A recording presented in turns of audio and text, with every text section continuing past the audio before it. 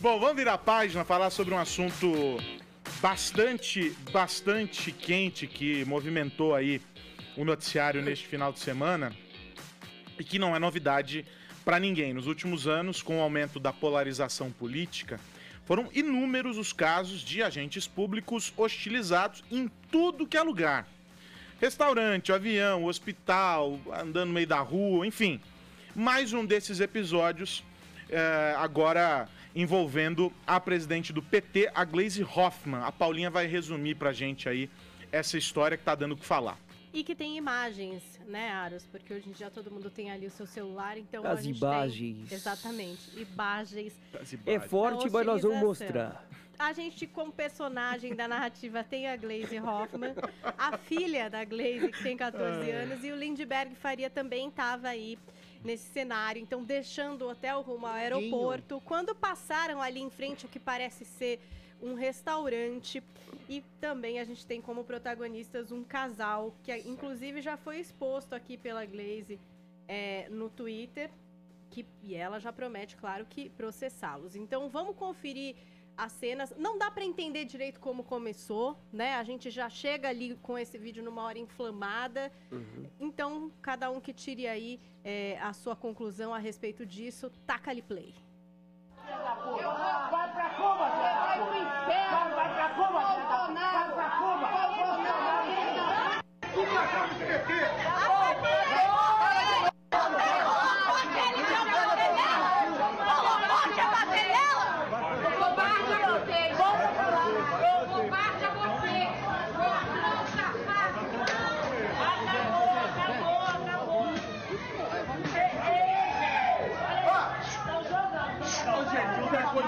Quer fazer na mão comigo? Eu não vou dizer. Eita. Esse é o vídeo maior que eu encontrei na internet. Se você tem outro vídeo, quer mandar aqui pra gente, a gente percebe que tem outras pessoas filmando, né? Se tiver um vídeo mais forte, a gente põe. A gente repete a imagem, né?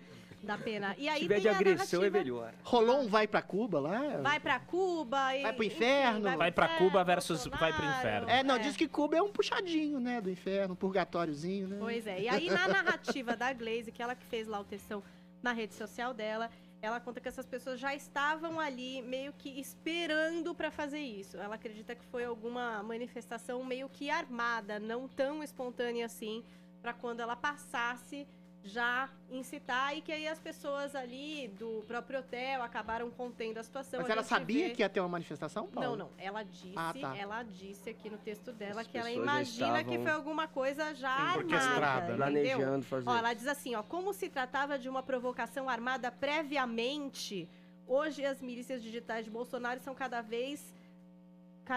estão mais uma vez espalhando nas redes versões falsas que as imagens desmentem. Então ela diz que foi alguma coisa aí orquestrada. Aí ela também foi e postou a imagem desse casal, que aparentemente tem uma postagem também no Instagram, escrito: o pivô e a pivô deram um banho em Lindbergh e Gleisi Hoffmann, uhul, Nova Iguaçu, como que numa comemoração, né, daquilo que aconteceu.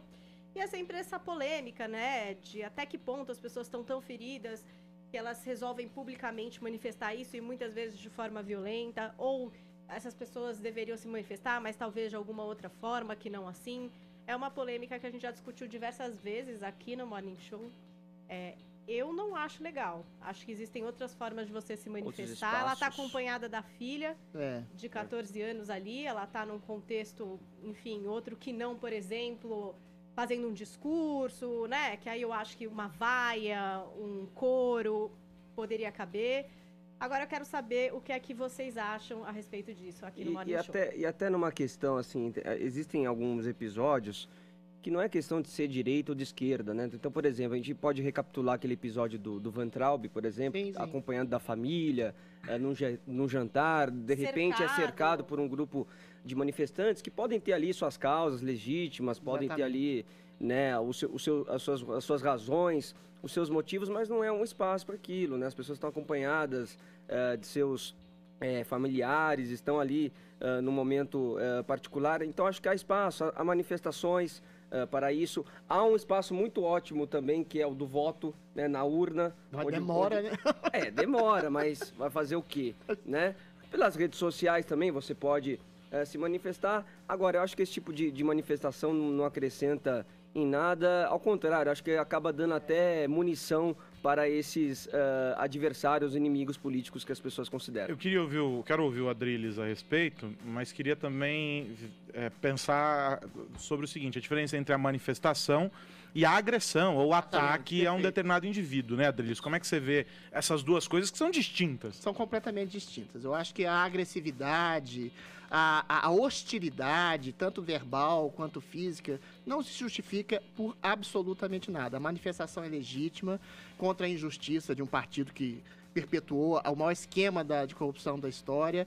A manifestação, a indignação ou até mesmo a ira santa, né, para usar um princípio cristão, a ira santa, ela é justificada quando você fica indignado com uma injustiça enorme. E aí o pecado, no princípio cristão, se transforma exatamente na omissão, em não dizer nada. Mas há, como o Vini bem pontuou, maneiras e lugares e espaços para fazer isso, e maneiras, sobretudo, você pode estabelecer, olha, você fez um governo corrupto, você é hipócrita, você pode dizer isso no Twitter, você pode dizer isso numa rede social, você pode dizer, inclusive, para uma pessoa, mas cercear o direito de ir e vir de alguém, expulsar alguém, expor alguém a um tipo de humilhação, você está cometendo um mal tão grande quanto aquele que você projeta exatamente no outro. Você tem uma explicação, né? Até hoje me assombra, isso é uma questão subjetiva minha, que o PT tenha tido 45% dos votos totais do país, sendo que é o partido mais corrupto da história da humanidade, que perpetrou, aliás, esse esquema, que comandou esse esquema. E você tem exatamente uma impaciência, uma indignação com um tipo de leniência em relação à impunidade perpetrada agora pelo STF, que soltou bandido, soltou Lula, soltou o Paulo Bernardo, marido da Gleisi Hoffmann, corruptos notórios, condenados sucessivamente. Ou seja, isso explica a indignação e às vezes até a agressividade de uma população, mas não justifica qualquer tipo de agressão. A gente tem a eleição de um presidente que é considerado por muitos, inclusive por mim, um tanto quanto agressivo, mas o presidente é exatamente a ponta de um processo de polarização, de ódio, de sufocamento das instituições, de sufocamento do próprio povo, que não suporta mais ser achincalhado, ser roubado, ser espoliado exatamente pelas instituições a quem ele elege, a quem ele dá sustentabilidade. Ou seja, explica, mas jamais não justifica um tipo de agressão que te equipara exatamente àquele a quem você ataca. Até porque, né, Adriles, não se trata de assistir passivamente a tudo que acontece e Sim, ignorar não, escândalos independente de partido, ideologia e Claro. afins, né? Não se trata de você assumir que tá tudo certo e não vamos reclamar, temos que seguir adiante. Mas também não dá pra gente converter o dia a dia, a vida na Terra, em uma guerra, né, um contra o outro, porque isso não leva a absolutamente É lugar barbárie, nenhum. É isso é barbárie, civilização. exato. É primitivo. É Quer dizer, primitivo. daqui a pouco eles vão estar agredindo as pessoas na rua Exato, também. temos que tomar cuidado pra não E chegar nesse uma estado de coisas, uma né? briga dessa aí, independente Pode de causar. quem é direita, esquerda, quem começou, quem terminou, pode acabar numa confusão. Claro, realmente, bem pior. Tudo pode acabar mal, né? É isso aí. É.